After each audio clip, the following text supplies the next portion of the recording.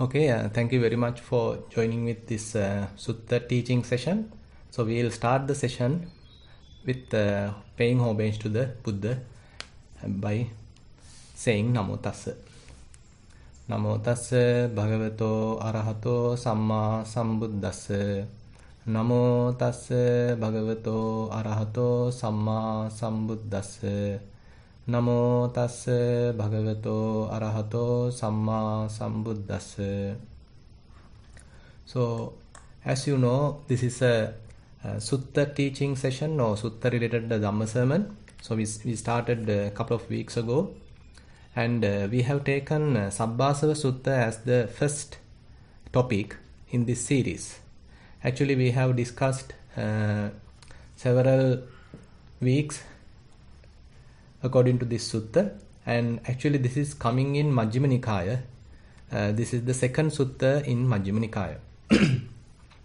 In this sutta, Buddha talks about taints, or what we sometimes call as asavas, influxes. So this literally means that when defilements are operating in our minds for long time, it creates some kind of a tendency. It creates some kind of a habit in the mind. So even then, without any kind of a stimulation, the potential is available in the mind to operate in a certain manner, certain pattern. So in a way, this ultimately leads to condition the mind. So suppose when there is some kind of a habit that you are used to, and then you get habituated to that kind of a habit. So then ultimately it becomes quite difficult to remove it, quite difficult to come out of it, because you are being habituated and you are being conditioned to operate in that manner, operate in that cycle. This is like kind of an addiction. So all these kind of addictions, these kind of habits, latent tendencies, hidden tendencies are operating in a way to bound us to the samsara. So therefore sometimes these asavas are talked in a different manner, calling ogha, that means floods, and sometimes called yoga, that means yokes or kind of binding ropes. And therefore Buddha explained this type of different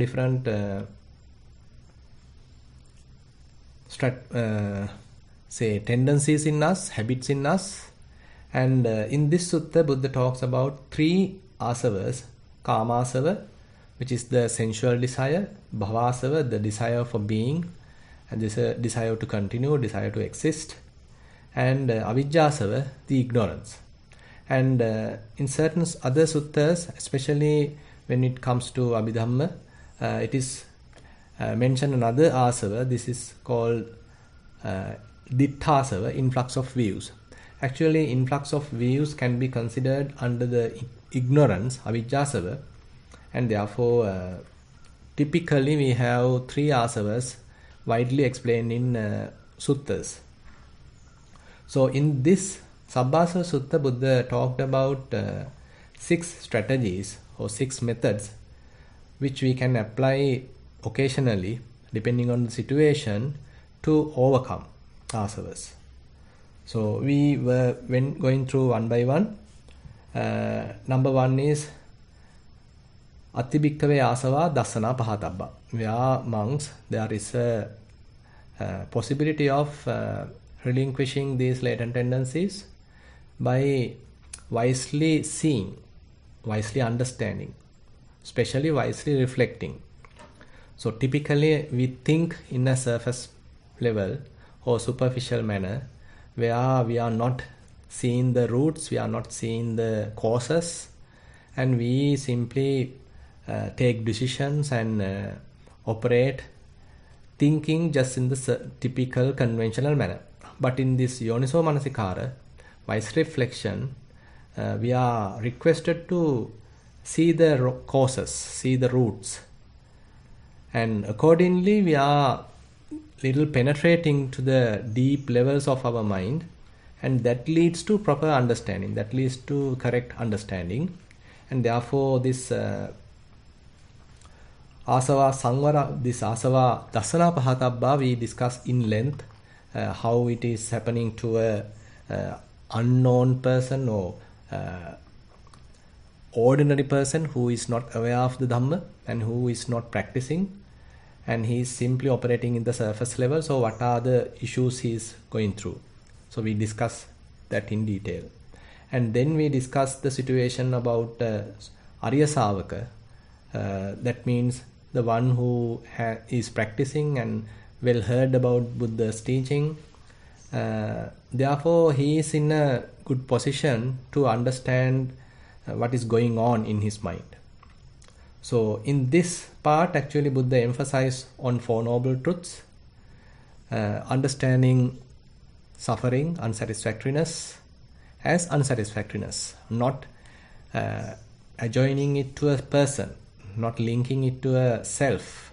Rather, suffering, unsatisfactoriness is just unsatisfactoriness. So Buddha requests us to understand it rather than trying to get rid of it. Buddha requests us to understand suffering as suffering. There is suffering.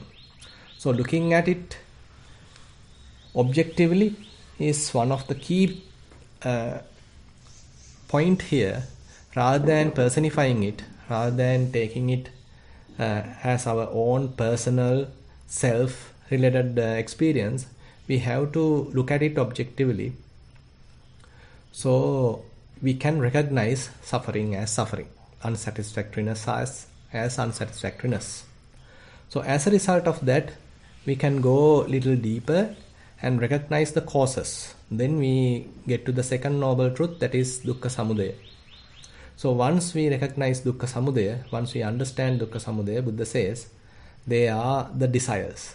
Kama Tanha, Bhava Tanha, Vibhava Tanha, the desire to sense pleasures, desire to exist, and desire to get rid of. So these kinds of various desires could be recognized once we are reflecting about our own mind.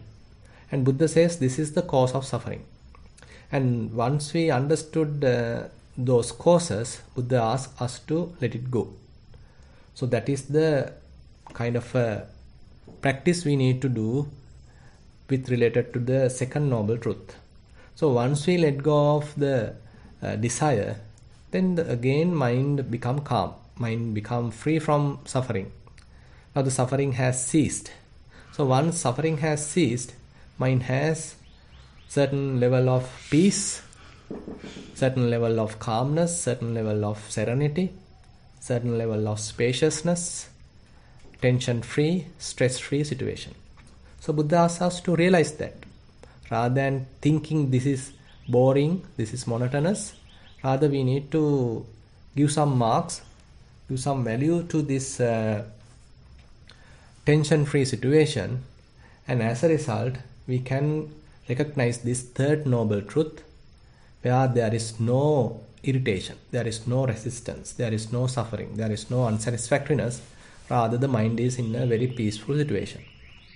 So this recipe has to be applied again and again, so that repeated application becomes fourth noble truth, and that fourth noble truth has to be developed. It is not a kind of a one-day operation or one week kind of a thing, rather it's a lifetime practice. So all this recognition of suffering and then understanding its cause, letting go of that cause, and as a result understanding the peace of mind, this relaxed, stress-free, tension-free, spacious stillness of the mind is one of the key aspects of this practice. So this recipe has to be applied again and again, so then it becomes kind of an ongoing process, lifetime process. So the fourth noble truth has to be developed.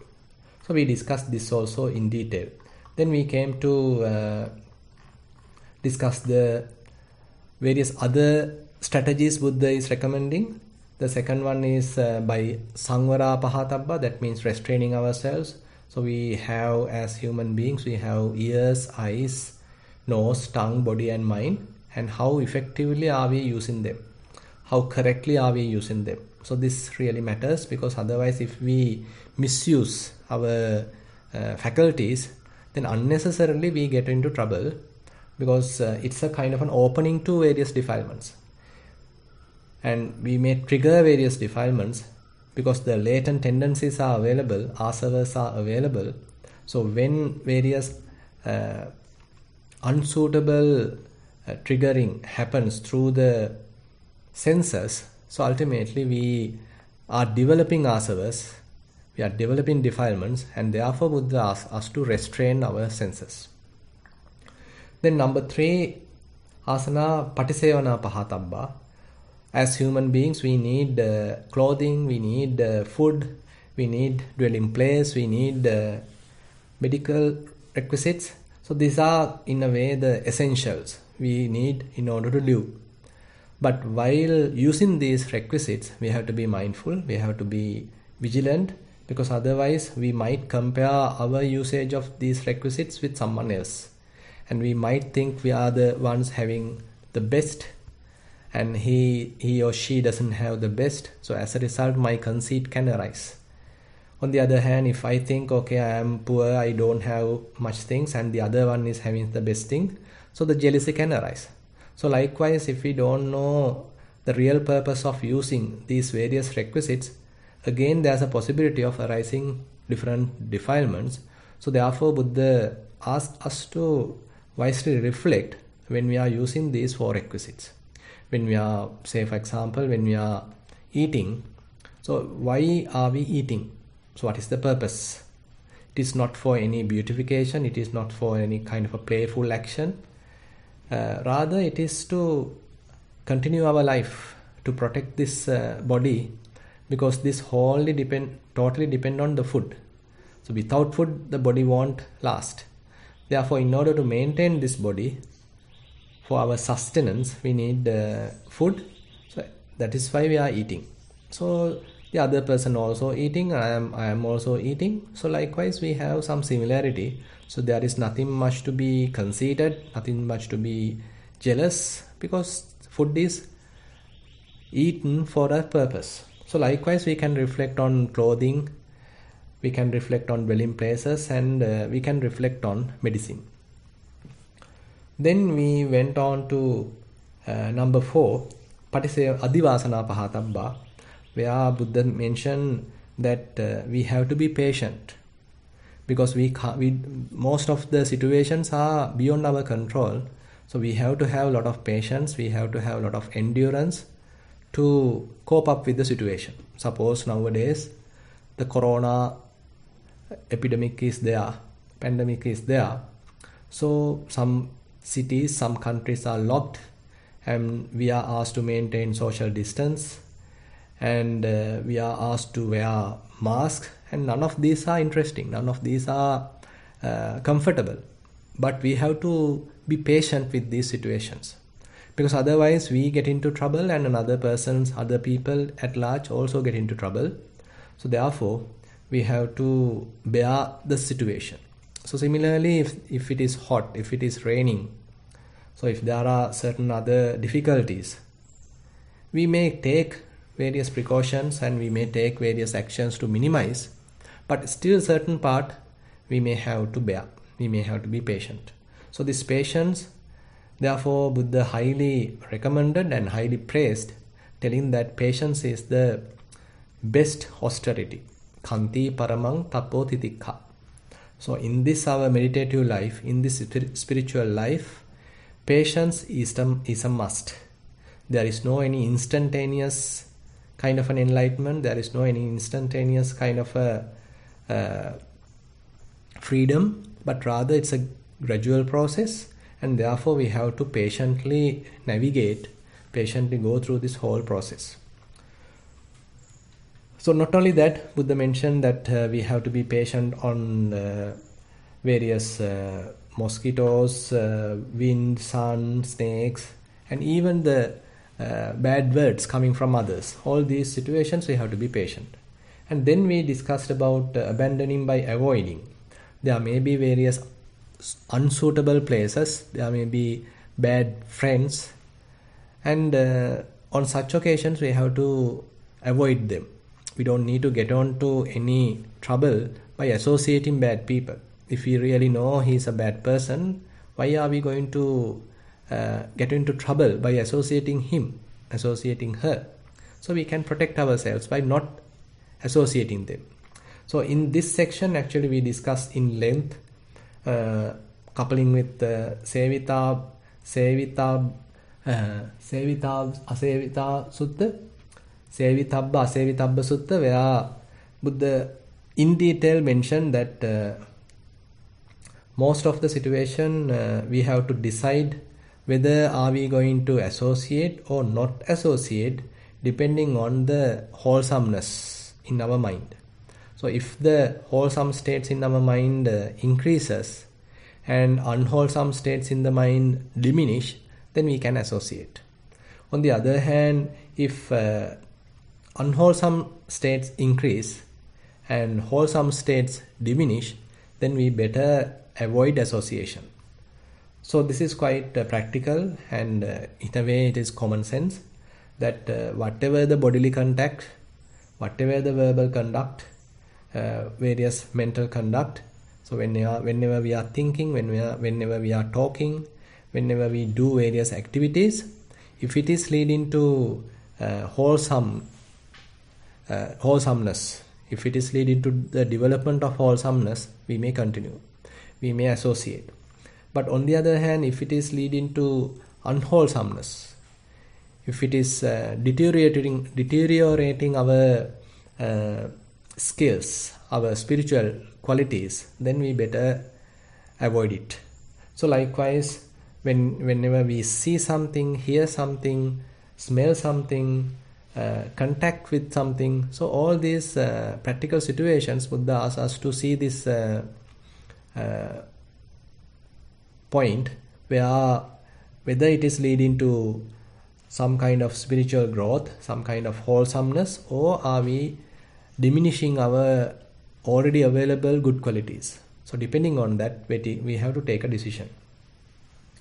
Then we discussed about Vinodana Pahatabba, where when we are going through our day-to-day activities, our mind sometimes have sensual desires.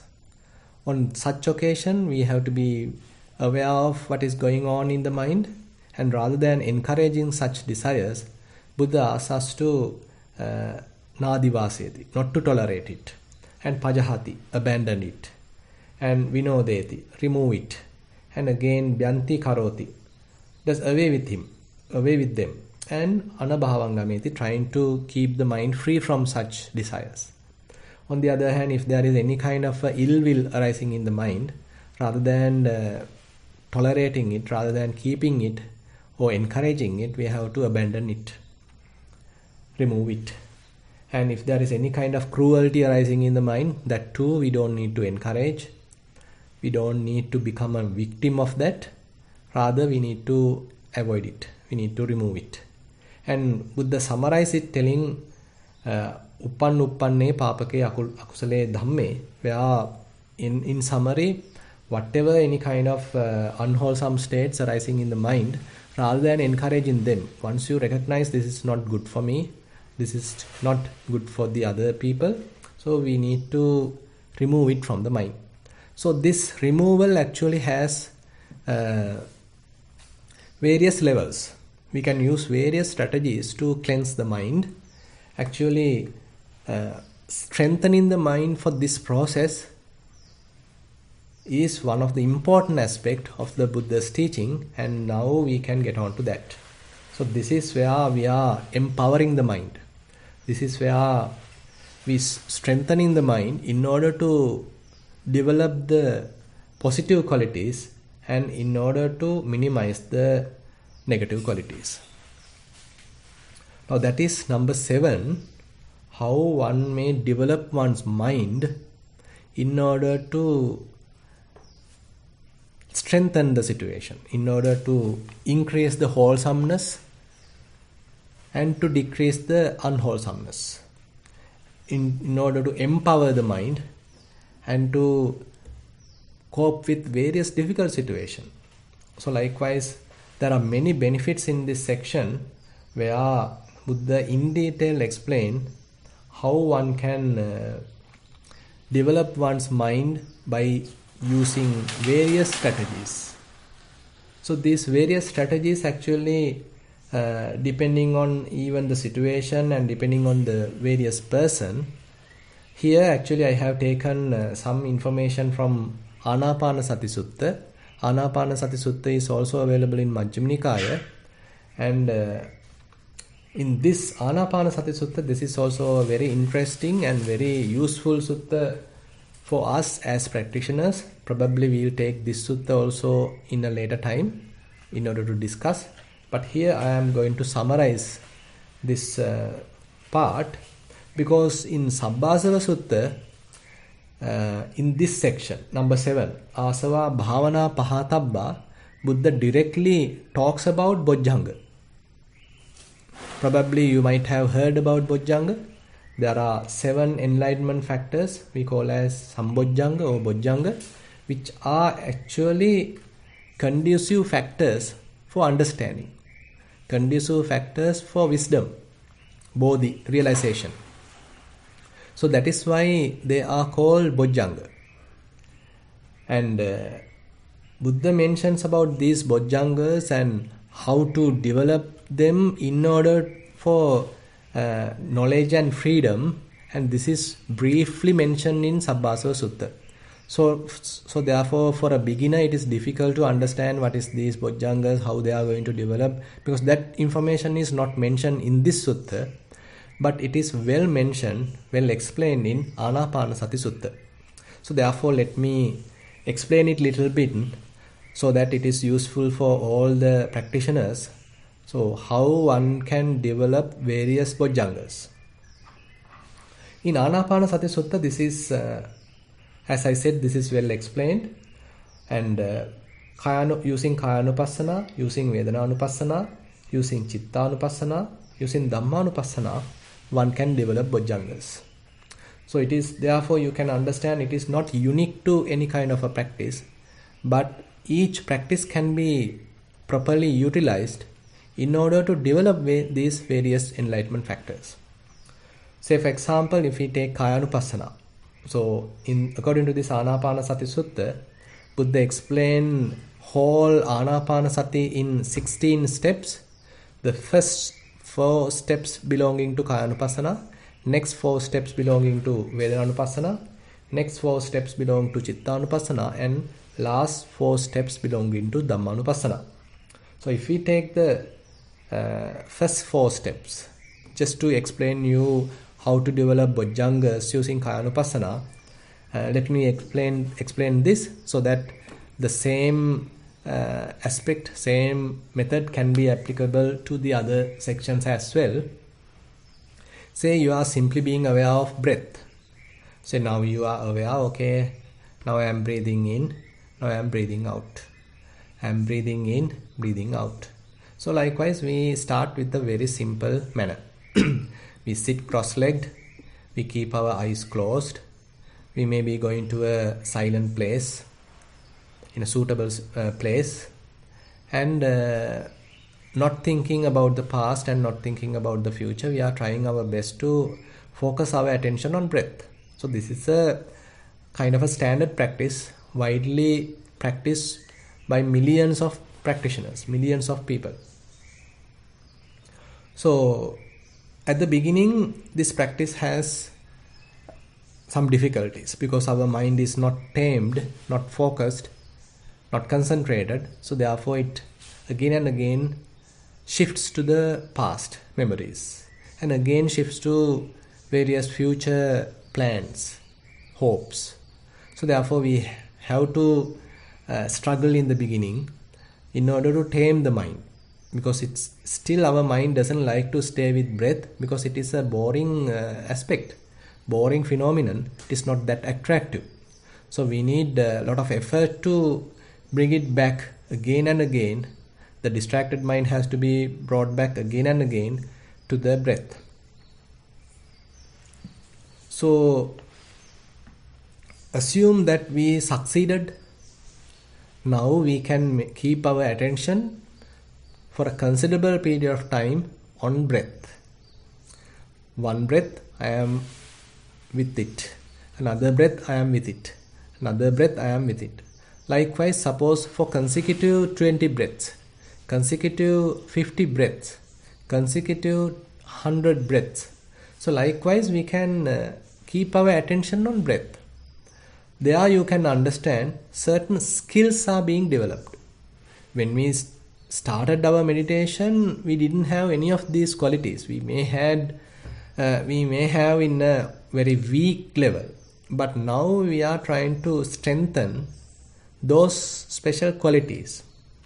So when we are keeping our attention on breath again and again, assume now it is well synchronized with the breath, well coupled with the breath, and it is now not distracted, and it is basically well established on breath. Now breath happens every time in the present moment, because these bodily activities, none of them is capable of happening in the past, none of them capable of happening in the future, but rather they all happen in the present moment. So now our mental attribute, our attention, also well coupled in this present phenomenon, breath. Now you can see certain aspects that our mind stays in the present and well focused on a selected phenomenon. And there we can say we have established mindfulness. Now the momentary kanika samadhi also has established. Our attention is well focused, and therefore our mindfulness enlightenment factor has started. So Buddha says, whenever our attention is well focused on a certain phenomenon and it is not wavering, it is well established, that is the point the sati sambojjhanga going to start. But when we repeat this whole process, we are observing next breath, we are observing another breath, we are observing another breath. So likewise we continue this practice. As a result, this sati sambojjhanga, mindfulness enlightenment factor, also going to slowly develop. Because we are continuing our practice, as a result, this mindfulness enlightenment factor is also going to develop very slowly. And now Buddha doesn't stop us there. So once mindfulness is well established, he asked us to see certain qualities of the breath. He is giving some information, telling that sometimes breath may happen by one nostril. Another time it may happen on the other nostril. Sometimes it happens or it occurs in both nostrils. So likewise there are variations. Actually we don't have to have any of preferences. Let this happen on both nostrils, or let this happen on single nostril. Or we don't have any kind of such agenda, any kind of such preference, but rather we have an open attitude to accept the way it is. Whatever it is, we accept, we are ready. And we simply observe and this breath, and there we understand, okay, sometimes it is happening on single nostril, sometimes on both nostrils, and sometimes breath is hot, sometimes it is cold, sometimes it is long, sometimes it is short. So likewise now we are recognizing these subtle differences in this breath. So in-breath may be long compared to out-breath. In-breath may be short compared to out-breath. Or sometimes even two consecutive in-breaths are not exactly similar. So the previous one may be longer, present one may be shorter. So likewise very subtle differences are available. Now breath being by itself a very subtle phenomena, in order for us to recognize these extremely subtle differences, we need very careful attention. We need to examine it very carefully. We need to investigate this phenomena very carefully. So this is the beginning of second enlightenment factor, Dhammavicaya. So this investigation has to happen with a very quiet mind, with a well-focused mind. So Sati Sambojjhanga has to be well started then only this Dhammavicaya is possible. Because when the mind is wavering, when the mind is scattered, restless, we can't do this activity. But when it is well focused and well established, then only it is possible for us to carefully examine what is going on. So therefore, this Dhammavicaya enlightenment factor is going to develop by this examining, by this investigation, by this clear seeing, clear investigation. So you can understand, therefore, this investigation, Dhammavicaya, going to develop because of our this practice. Now Buddha asks us to continue this practice as well. So even on next breath, you are trying to examine it. Another breath, you are trying to examine it. You are trying to investigate it. Another breath, you are trying to investigate it. So likewise, when we repeat this whole process, Dhammavicaya, this investigation is going to develop little by little. So this is how through meditation we are cultivating these qualities. We are cultivating these spiritual qualities. If not, these qualities are not going to be cultivated. So therefore we need this kind of a practice, this kind of bhavana, meditation, in order to develop these various qualities. And Buddha in a way designed this whole practice in order to cultivate these various necessary qualities. So this is what emphasized in this section in Sabbasava Sutta. Now again you can understand this practice is not easy, because breath itself is not an interesting phenomena, not an attractive phenomena, and we might not like it. We may feel like get up and go for some walk, go for a movie. So likewise we may have various 1001 various desires which may be attractive, but this kind of practice, this investigating breath, is not a attractive operation, attractive activity. So we need fair amount of energy, fair amount of effort to continue this. So whenever mind says, no, I can't, I need to get up, I want to go and see a movie, I want to go and listen to a music. So this all various other proposals we have to drop and come back to breath. There may be various invitations coming through our senses, asking us to hear music, asking us to see various sights, asking us to smell various odors, asking us to taste various delicious food, asking us to think about various subjects. But we have to discard all those invitations and come back to breath. So this requires a lot of effort. So this is where the effort, virya, enlightenment factor, going to develop. Again and again, when we are continuing our practice, even when the results are not yet available, so don't think that results may appear immediately. It may take long time for us to feel a considerable improvement, a considerable change in our life. So therefore, spiritual practice is not instantaneous. So it requires a lot of patience, endurance, and a lot of effort. And when we are continuing that such practice, then effort is going to develop more and more. So the virya sambojjhanga, enlightenment factor, is going to develop. Suppose now you have practiced for a fair amount of time, and as a result the mind is fairly tamed and well established mindfulness is available, and you know how to investigate, examine the phenomenon, and you have balanced effort. Now as a result, some kind of happiness is available because now you have succeeded. At the beginning of your practice you have to struggle. It was a kind of a failure. But now, because of your continuous effort, you have succeeded to some extent. There you can be happy. So that is how piti sambojjhanga, rapture, going to arise.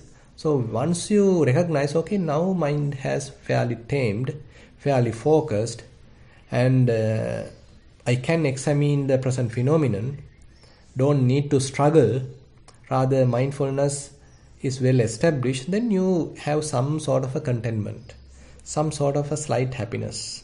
This slight happiness can increase, and as a result, it can even go to the level of rapture. So this is how the piti or the piti sambojjhanga going to develop. And once it comes to piti is available, Buddha says, piti manassa kayopi passambati chittampi passambati. When the mind is happy, when such happiness is available, the whole mind going to be peaceful, whole body going to be peaceful. There is no any friction, there is no any kind of burning. So the mind and body both become tranquil. So this is how the passaddhi sambojjhanga, tranquility, enlightenment factor going to develop. So at the beginning of your practice, there may not be such tranquility available. But because of the repetitive practice, so these qualities going to slowly bloom up. Now probably after 30 minutes you can understand, okay, body becomes very calm, very quiet, and no irritations, and almost like floating. So this is an indication now the passaddhi sambojjhanga is in operation. Similarly, at the beginning of your practice, your mind is scattered, restless, but later, due to the repetitive application, more and more the mind becomes collected, concentrated. So as a result, you don't need to struggle. So kind of a niramisa piti, unworldly kind of happiness going to arise. So now mind also become calm, quiet, peaceful, tranquil. So this bodily tranquility and mind tranquility, mental tranquility, both are considered in this passaddhi, tranquility, enlightenment factor. Now, when all these things are in line, once all these are well satisfied, mind is well collected, mind is well concentrated on top of that present phenomena. Suppose you are observing breath, and now you are observing various phases of breath. The beginning of breath, the middle of in-breath, the end of in-breath. Then there's a little gap. Then the beginning of out-breath, the middle of out-breath, the end of out-breath. Then again there's a little gap. Then again the beginning of in-breath, middle of in-breath, end of in-breath. So likewise, very carefully you are examining each aspect, each phase of the breath. Now the fair concentration is available. Otherwise you can't recognize all these minute details.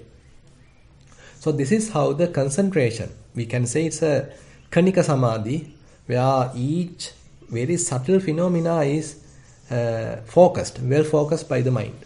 So the concentration is available. Pasadda kayassa sukhino chittan samadhiyati. Buddha says when the body and the mind is well tranquil and well focused, this samadhi, concentration, enlightenment factor is going to develop. Now, upekka is more interesting. Now, in order for equanimity, upekka enlightenment factor, upekka sambojjhanga to develop, everything else has to be in a fairly perfect situation. Mindfulness has to be established. Then the Dhammavicaya, examining has to happen properly. And we need to maintain balanced effort. And there may be less rupture. It is not that mind is elated or mind is in a rupture, but rather mind is fairly in a contented situation. This is a kind of matured piti. And body, mind, both are in a peaceful state. And mind is well concentrated. On such situation, there is nothing to do. Because everything is in a favorable situation. So we simply have to continue. We simply have to allow mind to continue this process, because whatever we expected is well satisfied now. So we don't need to struggle. We don't need to do anything specific, because now the process is happening by itself. So at this time we simply have to let it happen. So this is how the equanimity, upekka, sambojjhanga going to develop. Because we have basically nothing to do. The operation is going on and on properly. So we can take the back seat and look at the situation. we can simply allow the meditation to happen by itself. So again and again, when we are doing this kind of a facilitation, this kind of an observation, kind of a passive observation, then this equanimity, upekka, enlightenment factor is going to develop. Now I feel this is adequate for you to understand how using Kayanupassana these 7 enlightenment factors is going to develop. And similarly, Buddha explained how this is going to develop using Vedananupassana, how this is going to develop using Chittanupassana, and how this is going to develop using Dhammanupassana. I am not going to explain these things now. Maybe later we can take Anapanasati Sutta also as another topic. Later we can discuss in detail. But for today's purpose, I think it is enough for you to have this kind of understanding about 7 enlightenment factors. Now, in this Sabbasava Sutta, Buddha takes us from here onwards actually. Now I have to spend long time just for you to take to this level. But in this Sabbasava Sutta, Buddha directly talks about how one can develop enlightenment factors to facilitate this Vijja and Vimukti, knowledge and freedom. So this is in a way quite advanced. Now, quite advanced does not mean complicated. So, I mean, one beautiful quality of Buddha's teaching is more and more we develop, more and more we understand, the mind become quite simple. Simplicity leads to profundity, not complexity. So you can keep this statement as a motto in this whole spiritual practice. Simplicity leads to profundity or profound understanding, not the complexity. If our mind is complicated, if our mind is corrupted, if our mind is congested, if our mind is complicated, we can't have profound understanding. But on the other hand, if our mind is very clear, very clean, spacious, simple, then the deep understanding, deep insights are possible. Now, in this practice, so Buddha asks us to develop these 7 enlightenment factors by facilitating seclusion, supported by seclusion, viveka nissitang, and supported by dispassion, that means viraga nissitang, supported by cessation, nirodha nissitang, and with an attitude of relinquishment, vassagga parinami. So this some of you might not understand what is going on here, because this is in a way somewhat advanced vipassana, we can say. This is not the early stages of vipassana, and this is in a way little for someone who has fairly practiced meditation, fairly practiced vipassana, then only he can actually think of this kind of a practice. Because at the beginning we need lot of effort. We need to do meditation. So we are in the doing mode. But more and more we practice, these various qualities are going to develop. The indriya, the faculties are going to develop. Then they become bala, the powers of spiritual powers. And then they become 7 enlightenment factors. So after that, in order to develop further, we have to switch to a different mode. What I am trying to tell is, in early stages of our practice, we have to do something. It is true, because we have to control the mind, we have to tame the mind, we have to use various techniques, various strategies to do this. But later, when more and more the practice is developing, once our mind becomes strong, equipped with these qualities, then we have to let it happen. Because we understand it is a kind of a cause and effect relationship. So you are already encountered with various insights.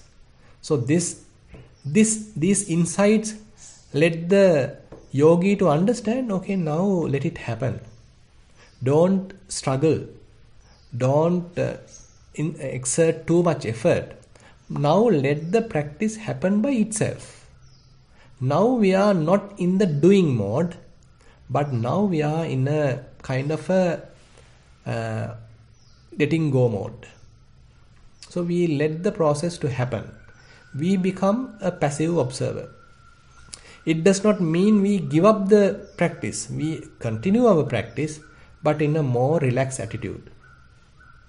So this Viveka Nisitam means, so the yogi has already recognized kind of a Viveka, kind of a peace, kind of a cessation, kind of a spaciousness, stillness in the mind. So he more and more associates this stillness. He understands this stillness is the truth. He gives more value to this stillness rather than trying to distract our mind with various sights, sounds, smells, taste, etc. Now he likes to maintain his mind in a more quiet, peaceful, clear, spacious stillness. So this is in a way a kind of a maturity in the spiritual life. So equanimity is more predominant and the stillness is available, and the yogi well established on this stillness, and Buddha encourage us to associate this stillness more and more. He says Viveka Nisitang. So more and more dwell in this stillness, more and more dwell in this peacefulness. And when these other things are happening, when you are seeing something, when hearing sounds, when smelling various odors, when tasting various food, etc., when we are going through various tactile sensations, when even the thoughts are going on in the mind, maintain a dispassionate attitude. Don't try to go and grab them. Rather have a dispassion in the mind. So this is how the Viraga Nisitang. So we have kind of a not interested type of a attitude. This doesn't mean that we become quite passive, indifferent kind of attitude. When the situations are there, you know when to operate. This does not mean that you become simply a kind of a vegetable or kind of a passive person.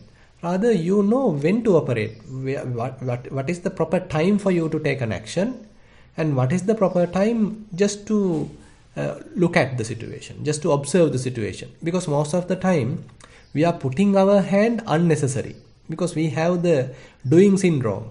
We always want to do something. We always want to intervene the situation. But rather, the practice leads us to have a very clear mind.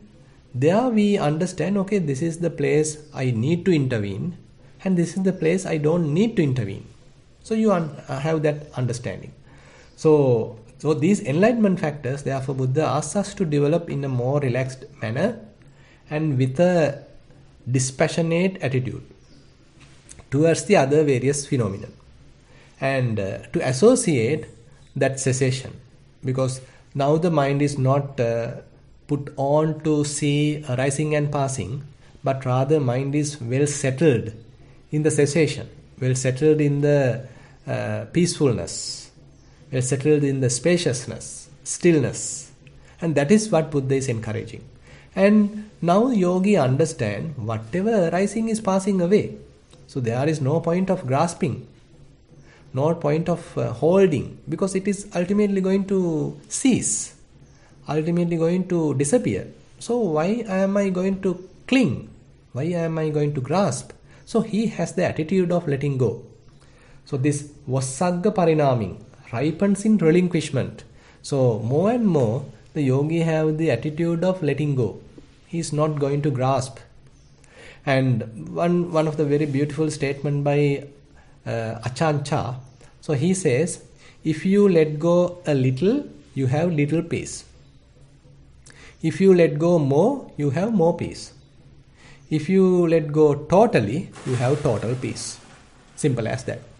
So more and more, then the letting go become one's theme of practice, and slowly one is developing freedom and knowledge, because more one is having knowledge. So this is the true knowledge. This is not something you have knowledge on physics, chemistry, and various other subjects. Those subject knowledge may lead you to grasp more and more. But the true knowledge, clear knowledge, ultimately leads us to freedom. Not for grasping, but for freedom. So therefore this Vijja and Vimutti go hand in hand. When the fair amount of proper knowledge is available in the mind, proper understanding is available in the mind, it naturally leads to freedom of the mind. So this is how Buddha asks us to develop our mind, bhavana, and by developing this way, we are strengthening the mind. If not, our mind is fairly poor. If not, our mind is fairly weak. Therefore, on such weak environment, defilements can grow. On such weak situation, asavas can grow. But this kind of a developed situation, this kind of a strengthened situation, this kind of a spiritually matured situation, there is a less possibility of developing asavas, developing influxes. So this actually concludes whole Sabbasava Sutta. So therefore, I like to conclude today's sermon, and I now open the session for questions. Thank you, Bhante. So far, I have received 5 questions. Yeah. So I will read them in the order that I received. Yes. So the first question, Dear Bhante, what is the connection between sati sampajana, clear comprehension, and investigation, dhamma vijaya, enlightenment factors? Are they directly linked? Yeah, actually they are quite linked because now if you want to clearly see something, you have to have it well focused. Suppose if you want to investigate something under a microscope, you have to keep that glass without wavering, without shaking. So you are holding it, you hinge it to a proper appliances, and now you are keeping it very still, well firm, and then only you can very clearly investigate whatever is available in that testing glass or whatever it is. So similarly, we also want to investigate something. Now we are trying to investigate whether the breath is long or whether the breath is short, whether the breath is warm or whether the breath is cold, whether this is the middle, whether this is the beginning, whether this is the middle, whether this is the end. On the other hand, if you are investigating say a feeling, or is this the beginning of a feeling, or this is the middle, or this is the end? Is it only one feeling is there, or is it a collection of feelings? So likewise, if you want to clearly see these subtle details, the mindfulness becomes kind of a prerequisite. Actually, mindfulness is the one taking our mind to the present moment and well established on this present phenomenon, and that actually facilitate the whole process of investigation. So therefore they go hand in hand. Thank you, Bhante. The second question, Dear Bhante, as I understand, there is no linear relationship between most of the concepts and practices in Dhamma. However, the 7 enlightenment factors seem to go one after another, starting with mindfulness. Is this correct? Yeah, I can agree with you. So if you read Anapanasati Sutta, this is how Buddha also has explained. So this is why I emphasize this. So Buddha starts very clearly with mindfulness and how it leads to develop Dhammavicaya, this investigation, and how investigation has to be continued with effort and the Virya Sambojjhanga.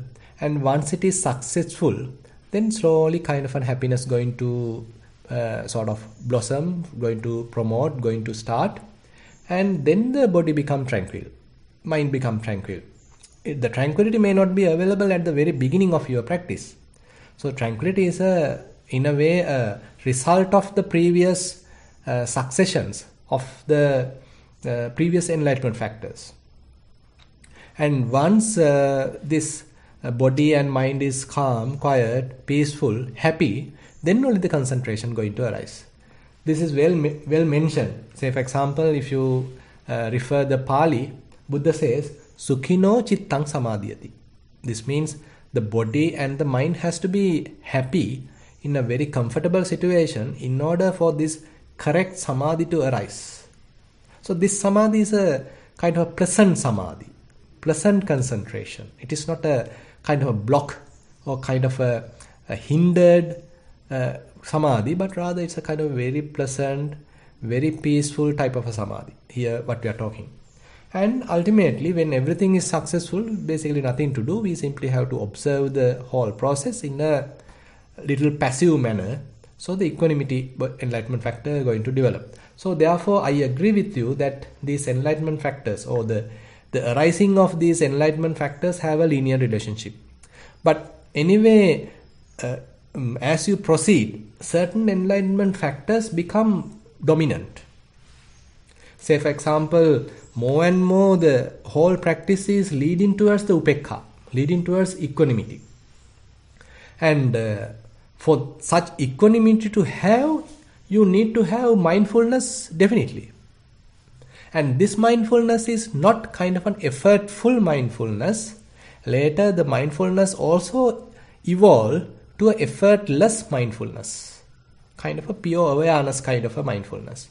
So therefore these enlightenment factors, you can't say have the same quality when you consider them at your beginning of your practice and after years of practice.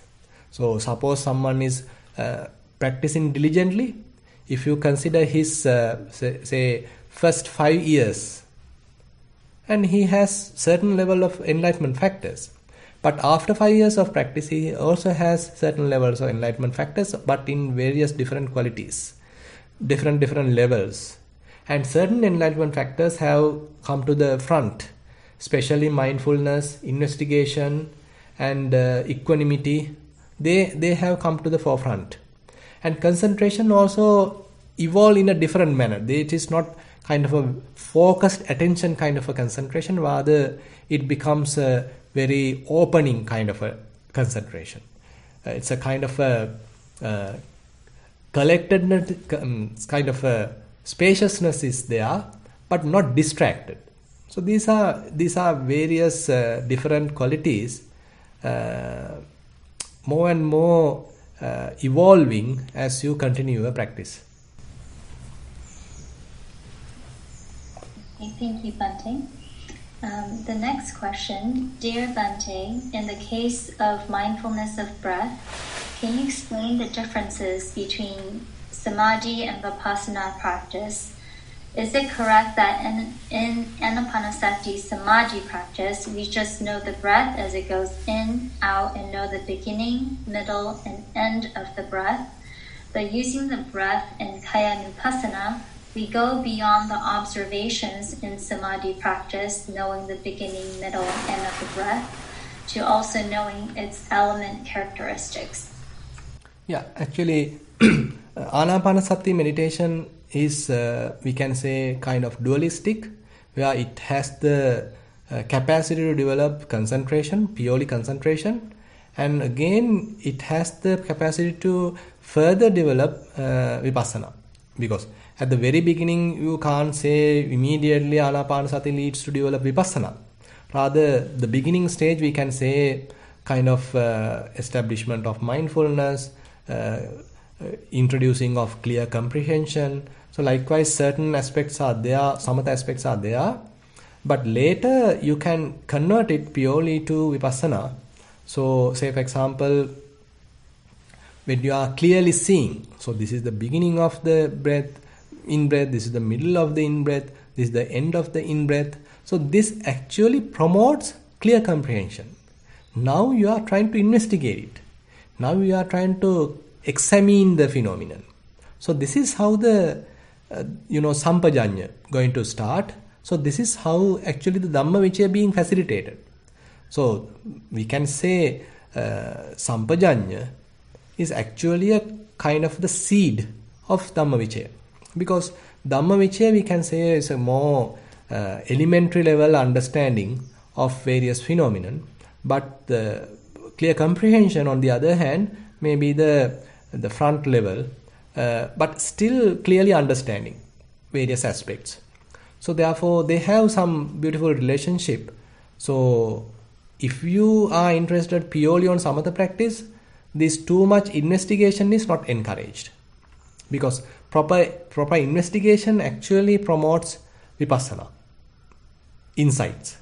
But on the other hand, if you want to have pure samatha, just concentration, then we have to accept this phenomenon as it is. We have to have a kind of a permanence notion, not an impermanent notion. We have to have a permanent notion.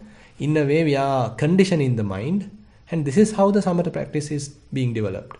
And actually, that kind of a practice further leads to promote, there's what you call anapanasati nimitta or patibhaga nimitta, counterpart sign, going to arise through such practice. And then one may drop anapanasati and one has to pay attention to that counterpart sign, nimitta, and that is how one may get on to absorptions.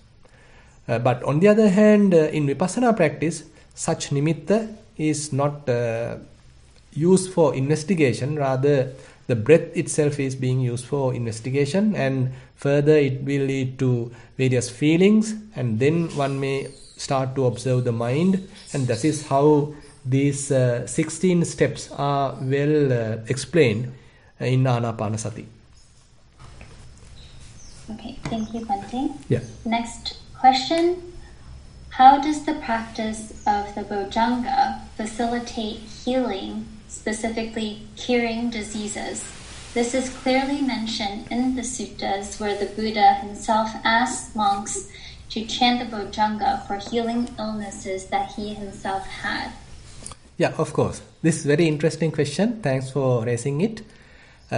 Because you can understand this whole, actually the early stages of practice, we can say is a kind of a struggle, because you are not yet, skillful enough. Still the hindrances are available and they are so powerful. And a lot of anger is still available, lust is available, restlessness is available, and maybe doubts are available, regrets are available. And are they really making mind happy, healthy, or are they really vicious? Now you can understand. So all these hindrances, maybe it is kind of burning lust, maybe it is kind of burning anger, sort of extreme restlessness, kind of obsessive attitudes, kind of obsessions happening in the mind, and a lot of doubts. And all these are quite detrimental to our health. So this is where what we call psychosomatic diseases are going to arise. All these mental defilements are leading to health issues. So mind illnesses are going to lead various bodily illnesses. But if you consider the opposite, now once you are going to come to the enlightenment factors, now the mind is fairly strong. Mind has less hindrances, because enlightenment factors and hindrances are quite opposite. You can't have enlightenment factors when hindrances are present. So the hindrances are fairly weak when the enlightenment factors are available, strong. And as a result, your mind becomes, as I said, very quiet, very peaceful, quite equanimous, quite mindful, quite happy, stress-free. So these are in a way very good positive qualities for a mind. So such positive qualities of a mind is a healthy mind. So healthy mind leads to a healthy body. So the mind is healthy and the body is also going to become healthy. So that is how, if one can arouse these enlightenment factors, if you can strengthen these enlightenment factors, it actually leads to have very healthy body as well. Because mind is the forerunner, mind is the main deciding factor. So when one has a very healthy mind, very positive mind, fairly peaceful mind, that actually makes himself fairly healthy bodily as well. Thank you, Bhante.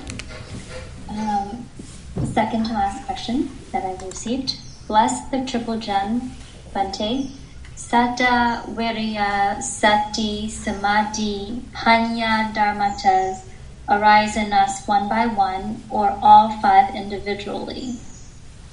No, these are called indriya or faculties: Saddha, Virya, Sati, Samadhi, Panya. Saddha is the faith, Virya is the effort, Sati is the mindfulness, Samadhi is the concentration, Panya is the wisdom. So actually sometimes they all are summarized as 37 awakening factors, Bodhipakya Dhamma. So at the beginning we have 4 Satipatthana, and then we have 4 Sammapadhana, that means 4 types of effort. Then one have 4 types of Iddhipada, spiritual wings. And then one have 5 faculties, Pancha Indriya. And when further one have Pancha Bala, spiritual powers. And then getting on to enlightenment factors, Sapta Bojjhanga. And lastly we have the path factors or Noble Eightfold Path. So this is how typically it is categorized.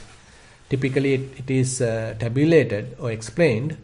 And therefore these faculties, Saddha, Virya, Sati, Samadhi, Panya, we can say just before these enlightenment factors. Actually these are the same qualities at different levels.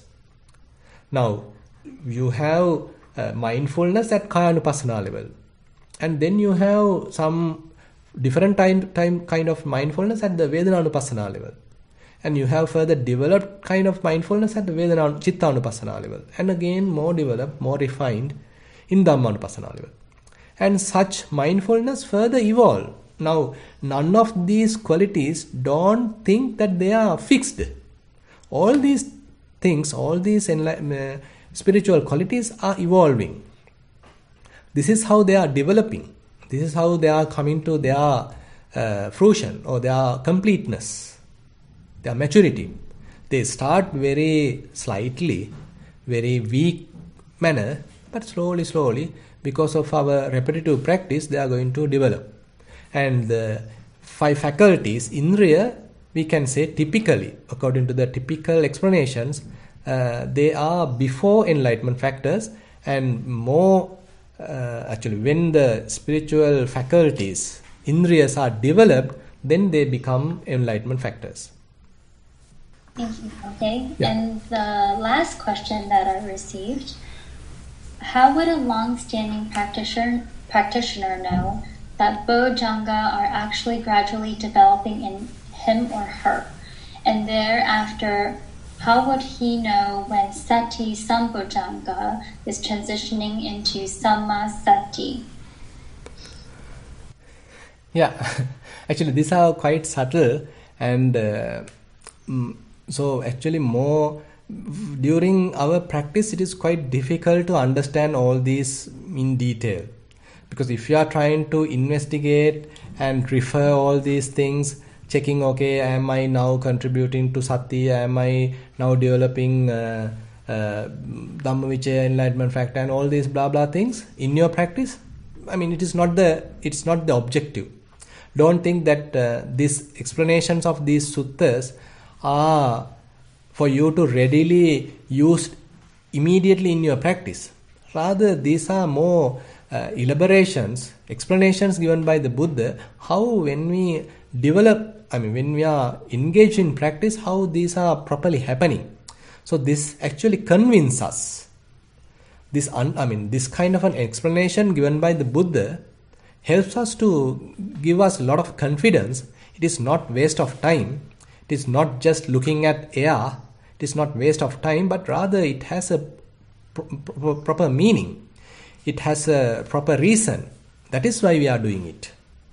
So why are we developing meditation? Why are we engaged in it? Why are we repeating it? So it all has reasons. So that reasoning, that convincing is available on these suttas. And more and more you practice, then probably you can understand the presence of these qualities. Say for example, if you are simply a beginner, you started mindfulness practice just 1 week ago. On such situation, you can't even recognize the quality of mindfulness because it is quite strange to you. And you haven't yet probably experienced concentration at all. It is not yet available. But more and more you practice, then you may have a feeling, okay, at this time the mindfulness is present. Say in the morning I had mindfulness. But when I went to a shop, when I went to my office, mindfulness is not there. Again, when I am driving, okay, I had mindfulness. Once I come back home, okay, I had mindfulness. So likewise, you start to feel it. You start to feel when the presence of mindfulness and the absence of mindfulness. Similarly, you will start to understand the presence of concentration and the absence of concentration. Likewise, these spiritual qualities going to be apparent to you. It may not happen within a day. So that is why the faculty level is where, the indriya level is where you can individually recognize these different qualities. What is a quality of saddha, faith? What is the quality of mind empowered with effort? What is the quality of mind empowered with mindfulness? What is the quality of mind empowered with concentration? And what is the quality of mind empowered with wisdom? So likewise, you can distinguish these different spiritual qualities, and it is a gradual process. Don't expect you to understand all these subtle details immediately. You may not be, and I didn't actually. In my own practice, if I just reveal some information, in my own practice, I didn't have such understanding. But Buddha's teaching actually encouraged me to continue my practice, even when I am not much clear about the practice. Because none of us can fully understand the path and then travel the path. It may not happen. That is where we need fair amount of faith at the beginning. We have to have a lot of faith on our teacher, lot of faith on the Dhamma, lot of faith on the Buddha, and that is how we start. Because we can't have clear understanding, 100% complete understanding about the whole path and then start practice. It may not happen. Rather, we step on to practice, we start to swim, and as we start to swim, then you may understand various other styles. Butterfly styles, there are freestyle is there, different styles are there, but you can't simply read a comprehensive treatise on swimming and then start swimming, then it is difficult. But rather you better jump and start to swim.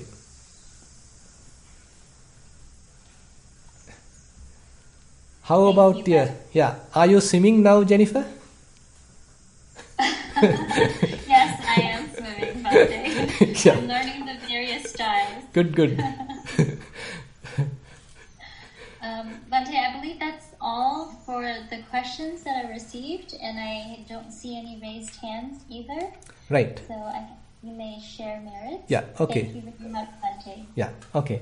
Then we'll wind up the session by sharing merits, and we'll take another sutta on next day. Actually, I have a little, notice that the next session, actually next Wednesday, we won't be able to conduct the session. That is on 2nd September, there won't be session, but we will be conducting it on 6th Sunday. That is 6th Sunday, we have the session. So therefore, I ask you to join on Sunday, 6th. Not coming Sunday, but on 6th Sunday, we have the session. There won't be any session on 2nd Wednesday. So with that little notice, actually Jennifer has already informed all of you using emails, and I am also now reminding. With that little notice, let's conclude the session by reciting the traditional verses. Ettavataca amhehi sambatang punya sampadang සබ්බේ දේවා අනුමෝදන්තු සබ්බ සම්පatti සිද්ධියා එත්තාවතාච අම්හෙහි සම්බතං පුඤ්ඤ සම්පදං සබ්බේ භූතා අනුමෝදන්තු සබ්බ සම්පatti සිද්ධියා එත්තාවතාච අම්හෙහි සම්බතං පුඤ්ඤ සම්පදං සබ්බේ සත්තා අනුමෝදන්තු සබ්බ සම්පatti සිද්ධියා ආකාසට්ඨා ච බුම්මට්ඨා දේවා නාග මහිද්దికා පුඤ්ඤන්තං අනුමෝදිත්වා චිරං රක්ඛන්තු ශාසනං ආකාසට්ඨා ච බුම්මට්ඨා දේවා නාග මහිද්దికා පුඤ්ඤන්තං අනුමෝදිත්වා චිරං රක්ඛන්තු දේශනං ආකාසට්ඨා ච බුම්මට්ඨා දේවා නාග මහිද්దికා පුඤ්ඤන්තං අනුමෝදිත්වා චිරං රක්ඛන්තු මම් පරං ඉදං වෝ ඥාතිනං හෝතු සුඛිතා හොන්තු ඥාතයෝ